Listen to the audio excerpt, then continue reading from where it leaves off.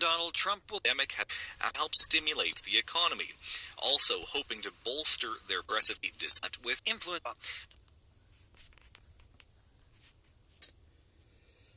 Approach for this government, and now Cabinet needs to meet this week and hammer out what their plan is going to be for that.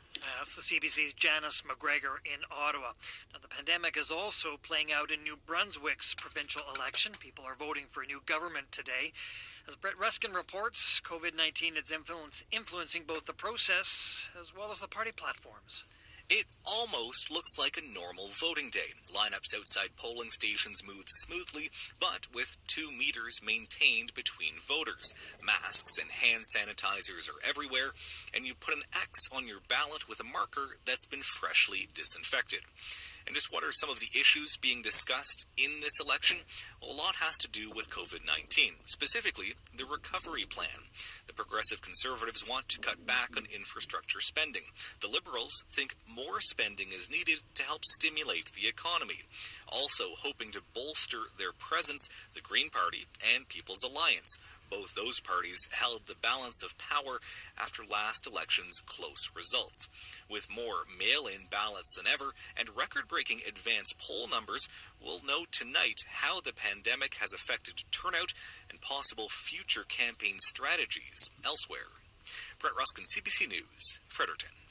U.S. President Donald Trump will be in Northern California today to be briefed on the fire crisis. Dozens of fires are burning across California, Oregon, and Washington state.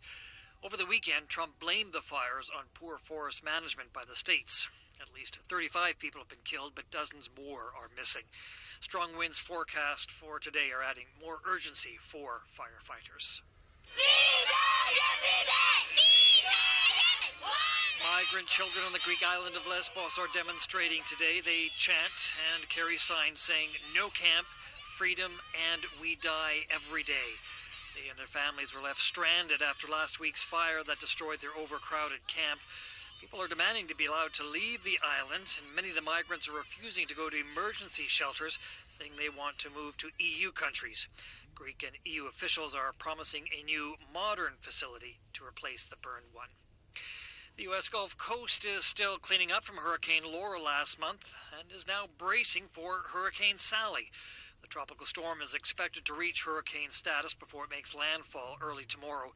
Emergency evacuation orders have been issued from the western Florida Panhandle to southeastern Louisiana and further to the east. Hurricane Paulette is battering Bermuda with high winds and heavy rain. The eye of the Category 1 storm is passing over the island this morning with winds nearing 140 kilometers an hour. Paulette is expected to dump as many as 150 millimeters of rain on Bermuda. And that is your world this hour. For CBC News, I'm Pat Philpott.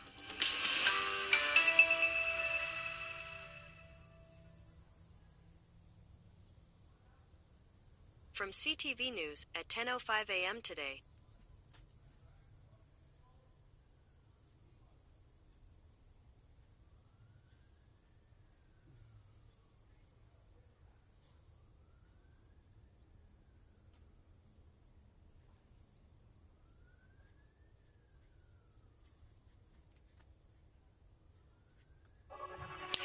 I'm Marcia McMillan from the CTV Newsroom in Toronto. Here are the top stories. The federal cabinet will spend the next 2 days focusing on how to limit the resurgence of COVID-19 in Canada. The Prime Minister's cabinet retreat comes as 500 new cases were confirmed across the country yesterday. Voters in New Brunswick are heading to the polls today, the first election in Canada since the pandemic started. As the worst wildfires in living memory burn across the western U.S., the White House and state governors are battling over what's fueling the deadly infernos. At least 35 people have been killed and entire neighborhoods have been destroyed by the fires that are burning through California, Oregon, and Washington state. There's no breath of fresh air this morning in BC. Most of that province remains under an air quality advisory now in its 5th day due to wildfire smoke from the U.S. TikTok's owner has chosen Oracle over Microsoft as the tech partner that could help keep the popular video sharing app running in the U.S. The choice came a week before President Trump's deadline to ban it in the U.S. For the day's top stories and breaking news as it happens, tune to CTV News Channel or go online to ctvnews.ca. I'm Marcia McMillan.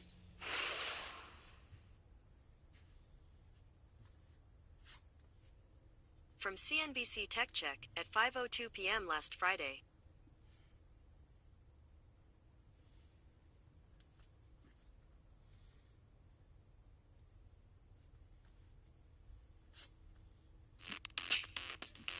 I'm Josh Lipton with your CNBC Tech Check. President Trump says he won't extend the deadline for China-based ByteDance to unload TikTok's U.S. operations. The president made those comments to reporters late Thursday, adding urgency to negotiations with Microsoft and Oracle over their bids for the video app. ByteDance has until September 20th to sell TikTok or have it banned in the U.S. TikTok's popularity has surged this year with more than 300 million downloads worldwide in the first quarter alone. Meanwhile, Peloton has posted its first ever profit. The company nearly tripled its revenue last quarter, and it continues to benefit from soaring demand for at-home fitness gear. Peloton says subscriptions for remote classes reached 1.1 million in the quarter. It's also increasing production to improve wait periods for its equipment, but doesn't expect to return to normal delivery times for several months. And a Ninja Switch superstar gamer Tyler Blevins, better known as Ninja, has inked an exclusive multi-year streaming deal with Amazon-owned Twitch. The move comes just over a year after Ninja left the platform for Microsoft's now-defunct rival Mixer. Mixer shut down in July after failing to attract a big enough user base. That's all the news from the West Coast. We'll see you back here next week. From DW News Brief at 7 a.m. today.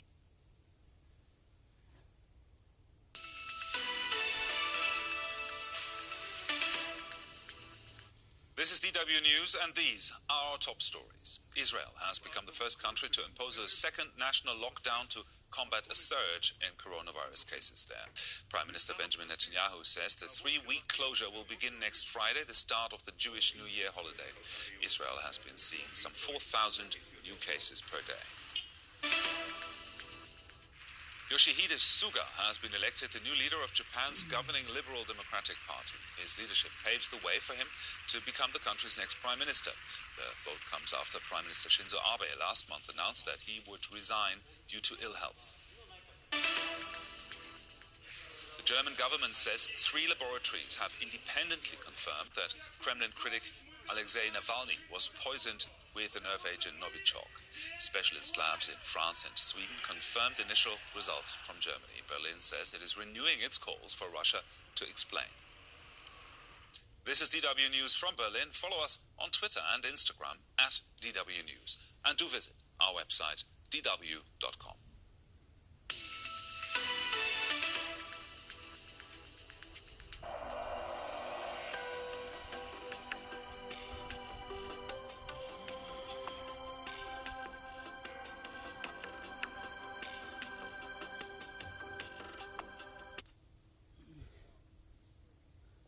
From Bloomberg First Word at 11:35 a.m. today.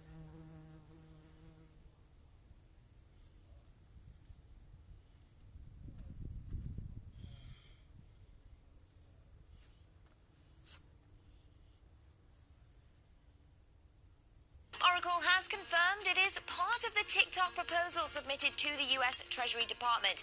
The proposal calls for Oracle to be the, quote, trusted technology provider. The viral video app's Chinese parent ByteDance is under pressure to sell off TikTok's American operations. Treasury Secretary Steven Mnuchin expects a national security review of the deal this week. Tropical storm Sally is taking aim at New Orleans and southeastern Louisiana. It could turn into a hurricane and is likely to make landfall tomorrow morning. That would make it the second hurricane to hit Louisiana in a month. Sally has already led to evacuations on some energy platforms in the Gulf of Mexico. President Trump's campaign is scaling back its television ad spending in key states because of a cash crunch. In 2 battleground states, Michigan and Pennsylvania, the campaign didn't run any ads between August 10th and September 7th. Biden leads in the polls in both states. And Gilead is making another big bet that an innovative tumor-fighting drug can boost its fortunes. It's agreed to buy Immunomedics for about $21 billion. Immunomedics makes a promising breast cancer therapy. Meanwhile, Merck has made a series of deals with Seattle Genetics for 2 of its cancer drugs. Merck will take an equity stake in the company and pay as much as $4.5 billion. Global News 24 hours a day on air and on Bloomberg Quick Take, powered by more than 2,700 journalists and analysts in more than 120 countries. I'm Ritika Gupta. This is Bloomberg.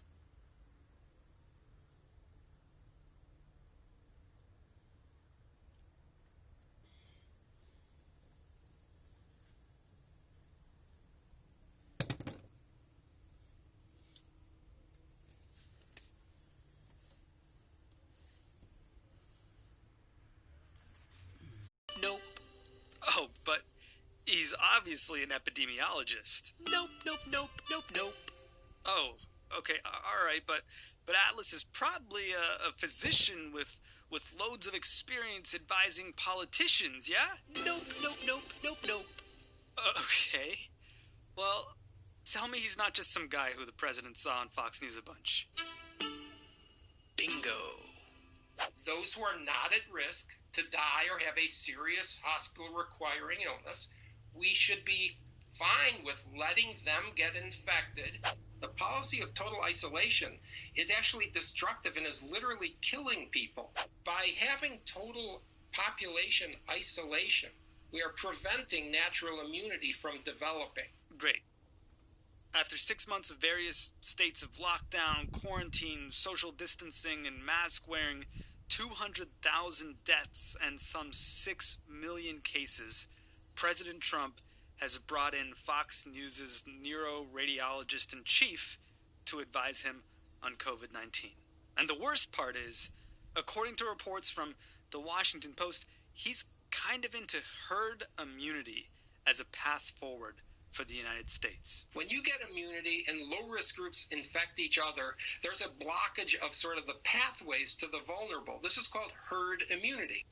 I don't think herd immunity is the way out for any place. I don't think any place is even close to herd immunity, and as a strategy, it's dangerous. This is Dr. Howard Foreman. He's a professor of public health at Yale University, and as you just heard, he's less into herd immunity, but he also knows a lot about it, so we asked him to explain. I think about 50 years ago or 60 years ago is when herd immunity was first talked about, that if you got to a certain level of immunity in the community from vaccination, that you could no longer have epidemic outbreaks. You would no longer have an outbreak develop in the community, even if somebody from outside the community came in with an infection, let's say measles, that they could not then cause an outbreak to happen in the community. Even if there were hundreds or even thousands of people that were not vaccinated, it would not take off again as long as you were above a certain percent threshold.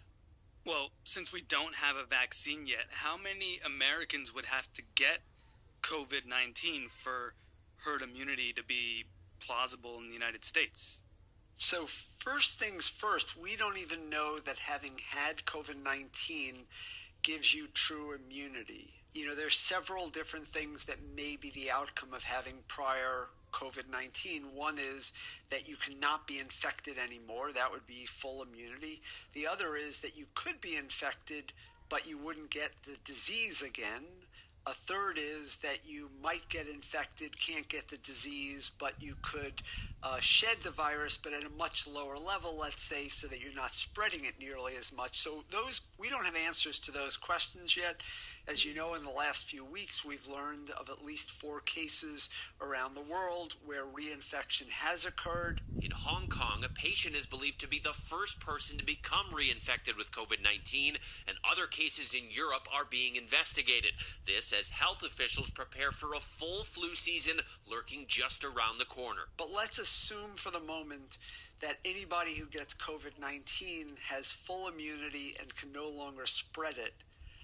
Under those circumstances, the estimates for what level of infection we'd need to have herd immunity vary between sort of reasonably estimates of 47% to as high as maybe 70%. So we're talking about hundreds of millions of Americans, potentially. Correct. You would need to have hundreds of millions. And by the way, the other issue about that is that they'd have to be homogeneously across the country infected. So if you had, for instance, 100 million people infected in the Great Northeast area, and that got them to 95% prior infection, that would do nothing to protect people in, let's say, the midsection of the country if their prior infection rate was 20%. How many Americans would we expect to perish from the disease if we had that level of infection? Right. So let's say that you had 150 million Americans infected, and let's imagine that the infection fatality rate across the entire population ends up being around, 0.4 or 0.5%. You're starting to talk about, anywhere between 600 and 1 million people, depending on where the numbers fall out.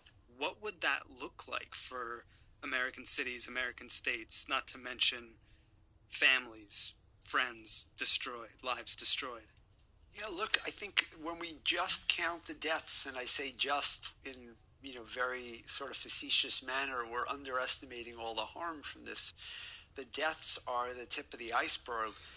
A small fraction of people that have serious illness end in death. A lot of people are becoming sick from this and are still in recovery now. We have no idea what outcomes look like for this. So when I'm looking and thinking that in order to get to, let's say, minimum herd immunity in every community across the country, you might need to have 200 million or more people infected, and you're starting to talk about, 800,000 or 1 million deaths. You're also talking about at least 10 times that, with very serious illnesses and recovery associated with it. So I think that's a catastrophic proposition, particularly when we're only talking about the subacute effects. We have no idea about long-term effects. And has something like this ever happened before in the known history of mankind? To get herd immunity from infection? Yeah. Not on any large scale. There's, I think, one community or one city where people have said it happened with Zika, but I don't even think that officially would qualify as herd immunity. That would probably, be more characterized as, reduced spread and endemic spread, but not to this degree. But there have been countries that have publicly talked about this as a potential strategy, right? I mean, Sweden maybe, England, is that right?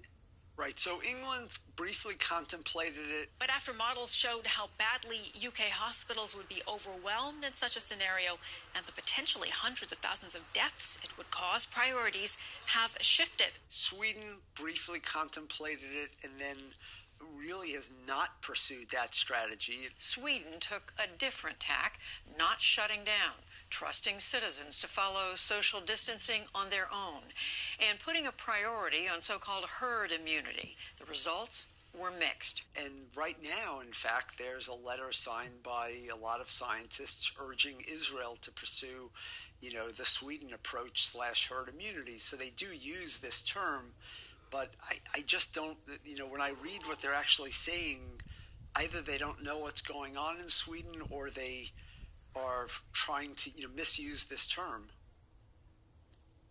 So the long and short of it is, herd immunity is not a solution for this country or really any other to consider unless they're ready to see a significant portion of their population die, a much more significant portion of their population come down with serious long-term health consequences, and to face whatever it is, catastrophic oversaturation of hospitals and infrastructure. Is that fair? Potentially. I think we can manage the infrastructure of the hospitals and so on. I think the deaths are not manageable. And when you're sitting there and trying to make a calculation today of, do you actively encourage the infection of a large part of society And by the way, infecting younger people and giving them this infection may even be more consequential than some older people because they have more years to suffer potential consequences. So we just don't know. But actively doing that, and then on the flip side of that, we're talking about having a vaccine in potentially 2, 4, 5 months. We have therapeutics coming out all the time. We're learning more about this. It just seems like a failed strategy that doesn't even have an upside to it.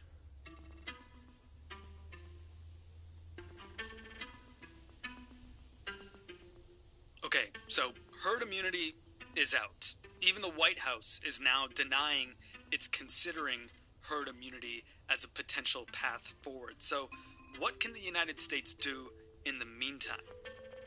More with Dr. Foreman after a break on Today Explained.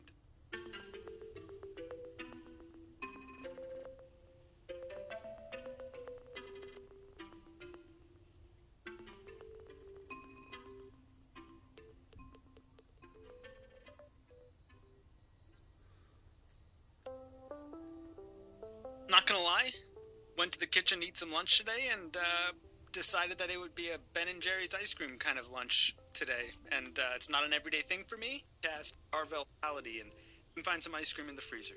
Connected to their customers by contact tracing. We know that if you can testing is certainly an option, or making a donation, all with a little help from Google. Hate ads. Hate ads. Fucking hate ads. Okay, Dr. Foreman, we've established that herd immunity is certainly an option, albeit one where a ton of people die or get sick for the rest of their lives, so not a great one. Then there's the vaccine. What do we have in the meantime? We're not doing great on contact tracing. Is it testing? Is testing our one way to stave off even more of a disaster? Yeah, there's just no question that testing works. Like, we've seen it work in so many places. With and without contact tracing, we know that if you can test and isolate early enough, if you can remove people from circulation when they're at their highest likelihood of spreading this, we can effectively reduce spread in the same way that herd immunity is supposed to allow us to reduce spread so that outbreaks can no longer occur. It's not to say that nobody gets infected anymore. It's to say that we hold the numbers down dramatically because we're no longer allowing it to spread so quickly. And we could stand to get a lot better at testing, yeah? I've only, gone and gotten the nasal swab test once, and it took several days to get results. What's the promise of rapid testing looking like? The rapid tests that we're talking about are things that, for very, very low cost, will have perhaps a slightly reduced sensitivity, perhaps a significantly reduced sensitivity, so that they'll have a lot of false negatives, meaning that people will be told they're negative when in fact they're infected, but that those tests will give you results in 15 to 45 minutes typically. And there's all different types of tests out there right now, and they're still being evaluated, but I believe over the next 8 weeks, we're going to start to see more and more of these. Abbott Labs will double its main workforce by starting to produce a rapid and inexpensive coronavirus test. Obviously, the Abbott announcement was probably, the biggest signal that this is happening. Now, the company will produce a $5 test that purports to give you results in 15 minutes. So when you hear about, rapid testing being available at some party in the Hamptons or at the White House or at the NBA bubble in Disney World, it isn't the kind of rapid testing that we're talking about with Abbott, and that's going to be coming soon? Yeah, no, these are typically much quicker. They're on a single swab. They're more akin to what pregnancy tests look like than they are to the nasal swab that you and I have had as a COVID or coronavirus test. And how do they differ in terms of accuracy, if at all? So the word on the street is that their sensitivity is much lower, but their specificity is still very high, meaning that we'd have a lot of false negatives. I know of some manufacturers that are claiming that their sensitivity is on par with PCR tests. The typical nasal swab, which we consider to be sort of the gold standard at this point. But even if they're much less sensitive, remember that the goal here is not to be 100% certain that someone's not infected as they might want to be around the president. The goal here is to take as many people as possible out of circulation before they can infect people. So if out of 5 people who are currently infected and potentially spreading, I can take 3 of them out of circulation, I've had an enormous impact on the spread of this disease. And it looks like we'll have rapid testing that works to at least a high level before we have anything resembling a vaccine? That's right, and certainly we could have done it even faster if we would have made this a priority. But we didn't? You know, to the best of my knowledge, there has been some funding for the development of testing, but certainly not on the scale of, quote, Operation Warp Speed, and certainly not with the same intensity. So I think most of the entrepreneurs that have moved into this market have done so on their own without necessarily the type of support that could have made this happen much more quickly. And that was a real missed opportunity, it sounds like. Yeah, look, I think that the lack of attention to testing from the beginning has been probably the biggest fatal mistake. From day one, we didn't set up testing properly. We made mistakes on that scale. Then when we could have scaled up traditional testing, we weren't able to. And then when it comes to this type of rapid testing, it has not been the highest priority of our leaders. For all the people who can't wait to return to whatever version of normalcy they've sacrificed, I wonder, do you think rapid testing will be enough, at least in the United States, to get them to that place once we have enough of it available? That's my hope. I mean, I think every step along the way, anytime we're talking about loosening our current restrictions, we need to figure out how do you counterbalance that? How do you prevent it from leading to greater spread? So testing has always been, from the first time I wrote about this in February to now, has always been the way out of this, because if you can ramp up testing, you can also relax other things. You may be able to allow people to go into a less crowded but still movie theater. You may be able to allow people to be in a less crowded but still, filled indoor restaurant. You might be able to do sporting events again. There's so many things that you could imagine doing if you have something to counterbalance it.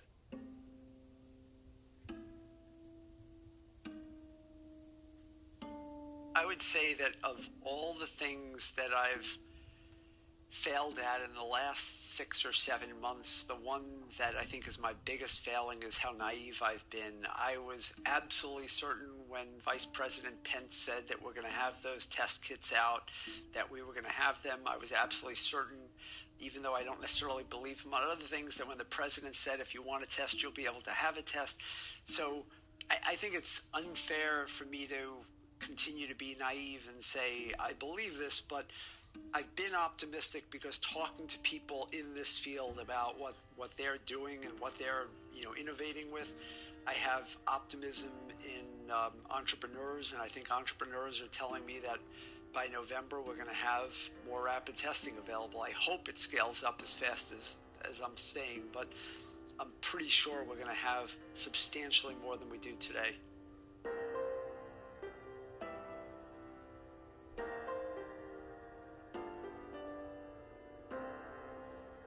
Dr. Howard Foreman is a professor of public health at Yale University. I'm Sean Rameswaram. This is Today Explained.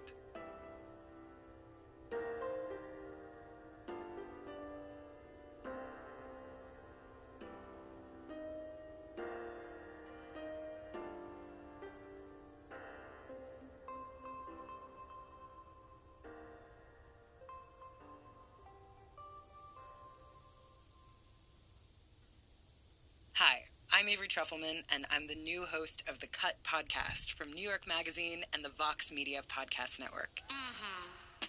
Every Wednesday, The Cut editorial team and I will explore surprising, provocative ideas about style, self, culture, and power. In our first episode... Allegedly. But look, everybody knows what this show is. Every day we take a deep dive into America's shared consciousness, get so grossed out, start dry heaving, and then we say, officially, off the top, fuck the Koch brothers, fuck Fox News, fuck fondant on cakes. That's a new one we added because they fuck up wedding cakes. What is fondant is just too much. It's overwhelming. Yeah, it's just a weird sheet of texture. No one needs it. And Rush Limbaugh, Ben Shapiro, Tucker Carlson, all the rest of the white supremacists. Yes, please leave. Please go. It's Monday, September 14th, 2020. My name is Miles Gray, a.k.a. I don't have the instrumental, but pretend you're hearing, this is Gravel Pit by Wu-Tang. Check out my pot, it's lit. TDZ's what we're fucking with. Because we were talking about, the Wu-Tang video with, being a good promotional vehicle for the McRib.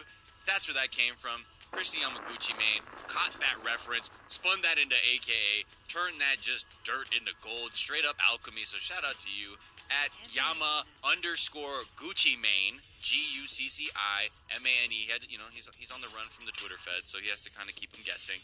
But that's what that is. And now I have the privilege, the honor, and it's just the pure enjoyment of having this experience of introducing my guest co-host during this wild ride while Jack goes to scout Mars to see if it's good enough for us to live on. Please welcome the greatest, I would say, the scourge of the Unicode Consortium. The person who's haunting them, the proponent, the lifter of resurfacing machines, Lil Zam herself, Jamie Loftus. Zamboni once told me ice resurfacer emoji. I made the smallest Zam in the decks. I was looking for some fun that resurfacers got spunked to make ice really flat like a floorboard. Which I like that it just really bravely chooses not to rhyme at the end. Yeah. Just like a floorboard. Yeah. Or just flat like I guess, yeah, fine, fuck it. Let's just do that. That's the joke, I guess, humor That's jokes. from my friend and yours, Zamboni. That was written prior to my rejection from Unicode, which, it is kind of fun to have a new irrational enemy, and I take Unicode on as my new fun enemy. For people who don't know, the ghouls at the Unicode Consortium, they're the people, they're the gatekeepers of emojis, okay? To get an emoji included in, across all phones and mobile devices, the Unicode Consortium has to come down from on high and say, yes, we will create avocado emoji, we will create bacon, we will create burrito, but no Zamboni? No Zamboni? No, I'm sorry. I got a series of passive-aggressive emails, one of which sort of made sense, but made it clear that they hadn't opened the document. I mean, right. Listen, you can listen to Alex Schmidt's podcast on the topic, but the difference is he was successful.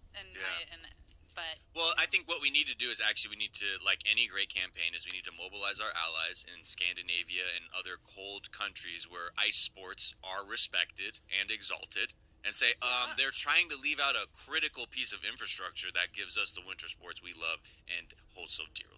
Had a lot of Canadians in the comments being like, I actually am feeling disrespected. Yeah. by this I'm not even oversight. Look, I played hockey, full disclosure, so I have a connection to the Zamboni, but I believe it's worthwhile, and you know what? We'll figure out a way to do this with the collective might of Zycang, because look, we can do anything. Good use of energy. And if we can get this show to the number one podcast in the world right now, then there's fucking emoji easy.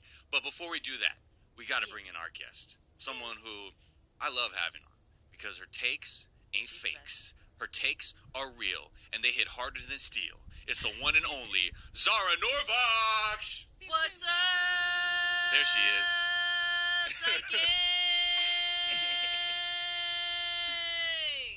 Ooh. The sheer lung power. Yeah, for you, especially you're up in the Bay too, with the air quality not great. I am, and I go outside and I blow the ash away with my enthusiasm. Yes. We need more of that. So we need more enthusiastic people to go outside and just scream at the smoke. 2020. Oh, I lost it. How long have you been in the Bay now? Because I know last time, were you on your way up there? Were you quite settled up there? You were in LA still? Yeah, I went up to go see my folks, and I'm here, and I think it's been 20,000 years, 25 days, 2 hours. 20,000 years. 20,000 years, yeah, I think that was right. 20 millennia. 20,000 leagues under a labia. That was I love that graphic novel you wrote. It is fantastic. If you haven't read 20 Leagues Under the Labia yet by Zara Norbach, please check that out wherever you get your independent comics. So yeah, Zara, I think we're all on the West Coast now dealing with the smoke. I get constant messages from people who are not in this state who just look at like a couple photos and are thoroughly freaked out, which they should be because it is a horrific situation here. And the It's air, Mars. I can't get over the air quality and like how much I'm coughing up stuff. Like, look, full disclosure, if I smoke 3 blunts like in a night, I can cough up some dark things in my mucus, okay? But now, not even smoking, I'm already getting things in there, but that's not for here or there. That's for my doctor tomorrow. My air quality level is at a Bernie Sanders level right now. I'm at Bernie Sanders. I was gonna say, how are you? How are things where you are? Like, is it overwhelming? Wonderful. Wonderful. It's okay, check this out. This morning I get woken up to leaf blowers. Oh. And I'm just like, why? Please take the day off. More than ever. I'll pay you to take the day off. Also, it's just ash. Like, I literally was looking at a cloud of ash and dry leaves whirling like a tornado in the air. Oof. I will say that is a very 2020 poll quote of like, it's just ash. Take the day off. Right. Like, 2021 will be like, don't worry, it's just ash from human remains. It's just ash. It's just ash, though, in the end of like, of people. Anyway, before we get too funny on this podcast on this Monday, let's give people a little bit of a preview. Obviously, Zara, we're gonna dive into your brain a little bit more. But the things we got coming up, okay?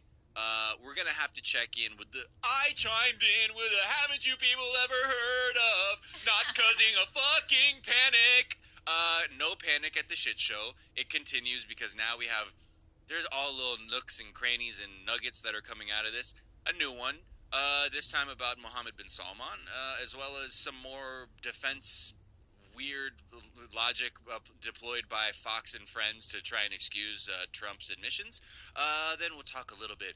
I just saw this story about Connecticut high school football, and I did not know that so quickly you could get people mobilized over the cancellation of a high school sports season, but I get it. But it's a little bit, this is interesting times we're in. Then we'll also talk a little bit about some more super spreader events, this time a Trump rally in Michigan, a little bit more info on those Trump boat parades and like why these things, like why they're so lit and sort of what the subconscious motivation is of doing stuff like this. And then we're going to have to talk about good news for Catholics. Y'all can bang guilt-free now without having the devil breathing down your back. Okay? Woohoo! Hey, what's that? What was that on my back? The devil? No, but don't feel bad about it. But that was part of the kink of it. The devil on your back. Right, or like without the devil on my back. Or making up other sexual activities you could do that like weren't explicitly outlined in the Bible, and being like, no, we're good with this one because I don't see this specifically in the text of the good book. Then we'll talk a little bit, as Jamie's here. We got to bring in some good news for Babu Frick Hive. For people who love the character Babu Frick from the last Star Wars movie, I think maybe has replaced Darth Vader for me as my favorite character in Star Wars. Iconic Star Wars characters. 100%. Yeah. This is really exciting news for about 12 people. I'm yeah. Oh yeah, this is why we do it. And the devil on your back. Yeah. But first, Zara. What is something from your search history that's revealing about who you are? I just searched the Grand Canyon. Ooh. What is that? My escape hatch. That's my escape. That was my escape. I was like, how? Because, okay, so to get away from the smoke in California, for those of you who are not in it right now, you would need to travel 100 miles. Oh, really? That's how far we got to go? Yeah, at least. God damn. 100 miles. Damn. So I was like, where's somewhere cool to just like go? And I was like, how about the Grand Canyon? Yeah. Because like if I travel down to LA, there's smoke there. Gotta go There's east, a right? wildfire in San Diego. You go up further north, there's more smoke, including in Oregon where it's even worse. Mm-hmm. And so I was like, the Grand Canyon. And I want to roll down the Grand Canyon. Like a barrel Like log roll? Like just like arms to your sides and be like, woo! No, I want to keep my limbs out so they break. Oh, okay. Oh, you're going to The mangle way yourself. down. Yeah, I just want to see.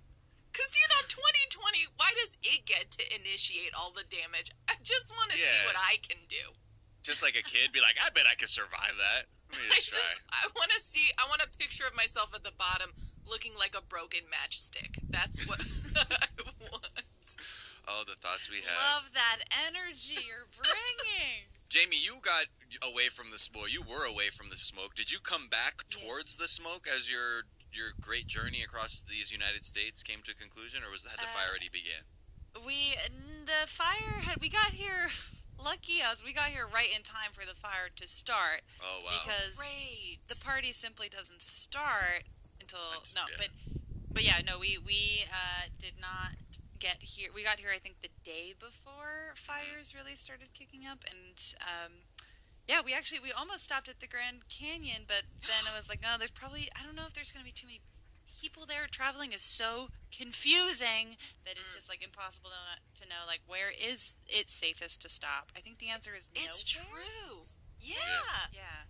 I went to Yosemite and it was packed with people, no masks. That's the thing. A lot of people just never know. People like the idea of like outside equals no mask, inside mask, outside no mask. Which I get that it's a completely different scenario, but like when you're in a crowd and stuff, like you kind of want to feel like, okay, is everybody kind of on the same page here on how we're going to get through this? Versus like, I can't possibly. I'm getting mask knee. I can't keep this on all day. I can't talk. I'm like, which is a real thing.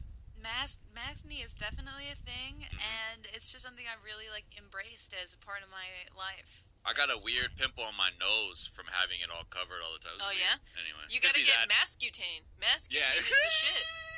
I haven't been plucking my chin hairs for months, and then I went in because of the mask. You don't need to worry about it. But then I really, I really pulled some that I was like, oh wow, it was actually really becoming a situation under there. It could be the mask knee, or it could be the mask, or maybe like the 2 pints of ice cream I could stress eat in one sitting. Oh my God! I don't know. Maybe that gave me the pimple. I don't know. I'm gonna blame the masks. Let's say it's the mask. Ice cream never hurt nobody. No, ice cream is what you use to put on the maskne. Just an ice cream mask spot treatment like Mario Badescu. Yes. That's what you need. Don't know about that. Zara, what's something you think is overrated besides your limbs? Lungs. Okay. My lungs. Yeah, I don't need them. I don't need them. Go off, you lungless queen. Let me know. I don't need my lungs. When I open my mouth, I want it to sound like a carp. We don't need lungs, right? I mean, everything is attacking our lungs this year. Yeah. True. No lungs November. That's wow. Yeah, no It lungs might be. November. You're right. It might I be no forgot the lungs hashtag. November from all the screaming. If people have to take the streets over a contested election, I don't know. Could be no lungs for any reason. We are coping. Yeah. Zeit Gang, write in your favorite coping food. You know what I mean? Because look, fish food. They know me at 7-Eleven, and when it's not in there, I'm like, "Where's the fish food at, bro?" I like to keep all the chocolate fish in the corner of my mouth when I have a big bite, and then I bring them to the middle, and I enjoy the chocolate fish as their own sort of thing. And that's how I get down with Ben and Jerry's. Zara, what's Maskutane? Shout out Maskutane. What's the other one? That Accutane was the one that used to give kids wild problems too. Oh yeah, and you can't get pregnant on Maskutane. You can't. Oh right. Yeah. That used to be the low-key way to get birth control in high school. That's right. Yes, I remember that because they're like, nah, low-key, unless you have the devil on your back. Devil on your back. Her skin is perfect. Yeah, they have sex in his Bronco on Sunny Slope after school. Okay, damn, that's a lot of information. Specifics. Zara, what's something you think is underrated? Bottles of wine. Damn. Have Okay. a bottle. Why share? Right? Try to work your way up to a bottle a day. Ooh. I mean, last time, wasn't it your birthday when you came on? Oh, 20,000 years ago? Wasn't that the last time you were on? I could have swore because we were like, yo, let's, like, because I think you were like, I want some box wine.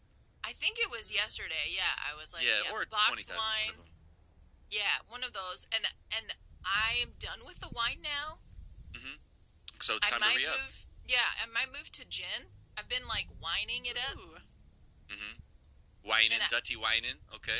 Just like, you know, like, do I want tequila? I'm not there yet. I feel like I don't know about you guys, but I've been like really selective about my alcohol during pandemic quarantine. Yeah. I'm a social drinker most of the time, so I haven't drinking as much. But when I do, I have very specific desires. So if I go to the store and I'm like, I want some beer, I'd always be like, I want this very specific thing, or I want like this kind of thing, or whatever. It's never like, I don't know, what is there, wine? Sure. Well, there are some alcohols that are like super social alcohols. Right. Mm-hmm. Smashing tequila by yourself at home is one thing. But, you know, it's not the best vibe. Tequila, soda, and lime outside, it's hot. You can enjoy that. Casual. Yeah. I went chaos at the beginning of the pandemic, and I was like, we're getting a box of Franzia, and it's just, it is what it is. But I've tried to, do you ever have like a moment in your life where you're like, I need to slightly treat myself the smallest bit better? Mm-hmm. And so I'm like, no more Franzia, and I've pivoted to Boda boxes. Hey, the Boda box. It's a little nicer. It tastes Looks better. nice. And it feels less chaotic to have a Boda box. Okay. Yeah, but you know what? If you get the really high-end wines, then you don't have a hangover the next day. That's true. The Boda Is that can't true? say that for the Boda box. Yeah. What is that? What's the deal? I'm so ignorant when it comes to shit like this. So break it down for me. Oh my god, it makes such a difference. Tell me this, Zara. What could possibly be wrong with cheese? Guys, we did it. We listened to the news, did our yoga, got a whole episode of Today Explained in, and we did it all while high. And we got a little bit of the Zeit Gang to serenade us with some podcasts. What we need now is an affirmation. And to go on a beautiful picnic with Bae. Or not to go on a beautiful picnic with Bae. Noodle, don't noodle. You're too worried about what once was and not what will be. However, there's a saying, yesterday's history, tomorrow's a mystery, but today is a gift. That is why they call it the present. Guys, thank you so much for joining. 5 of y'all came through, mad appreciated. I will see y'all next time.